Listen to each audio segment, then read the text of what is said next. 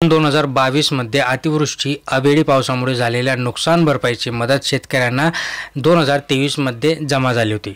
नुकसान भरपाईपोटी शासनाच्या निर्णयामध्ये नमूद मर्यादेपेक्षा जास्त मदत देण्यात आल्याचे सांगत आता राज्य सरकारने शेतकऱ्यांना नोटीस देखील पाठवली असं आपल्याला दिसत आहे आणि ती रक्कम जास्तीची रक्कम परत मागितलेली आहे असं आपल्याला दिसते।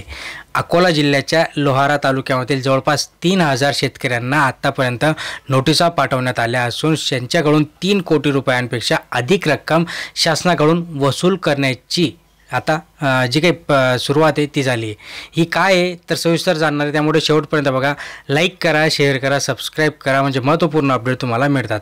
शेतकऱ्यांच्या खात्यामध्ये अतिवृष्टी अवेळी पावसाने झालेल्या नुकसान भरपाईपोटी मिळालेल्या मदतीची रक्कम त्यावेळेस जमा झाली होती। खूप काही निर्णय GR वगैरे हे झालं।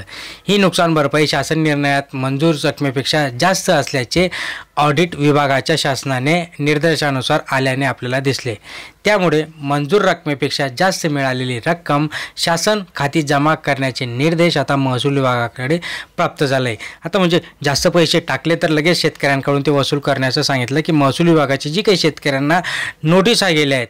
अकोला जिल्ह्याचा हा भयंकर प्रकार घडलेला आहे।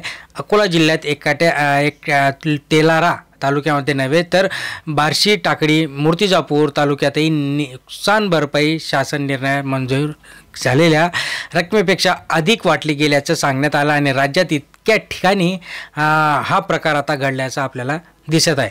त्यामुळे महसूल विभागाने शेतकऱ्यांना नोटिसा देऊन जास्तीत जास्त मिळालेली नुकसान भरपाईची जी रक्कम आहे ती शासनाकडे जमा करावी असं स्पष्ट त्या नोटिसीमध्ये शासनाकडून सांगण्यात आलं आहे। अन्यथा कारवाई देखील करण्यात येईल असं सांगण्यात येते। जो की बळीराजा तुम्ही त्याला वर्षभर लटकावून ठेवता, टांगणीला लावता आणि अशातच आता आधीच अडचणीत असलेला आपला शेतकरी हा 3 दिवसात रक्कम कशी जमा करावी असा प्रश्न आता शेतकऱ्यांना पडलेला आहे। जे शेतकरी शासनाला मदत करू शकतात किंवा करणार नाहीत त्यांच्यावर शासन काय कारवाई करते हे आता आपल्याला येणाऱ्या दिवसांमध्ये समजणार आहे। पुढच्या 8 दिवसांमध्ये समजेल।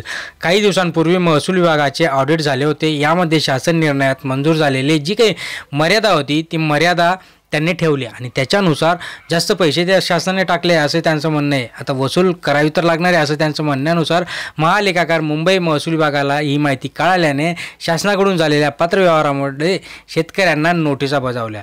काही शेतकऱ्यांना नोटीस मिळताच रकमेचा भरणा सुरू देखील केला आहे।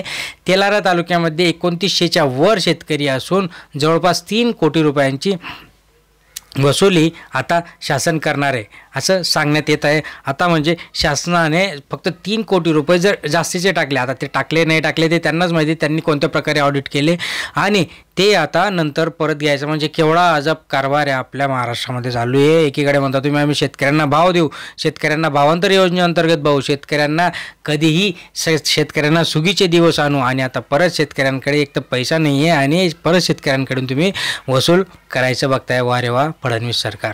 बघूया काय अपडेट येणार आहे पुढे, नक्कीच जाणणार आहोत। त्यामुळे लाईक करा, शेअर करा, सबस्क्राईब करा। धन्यवाद।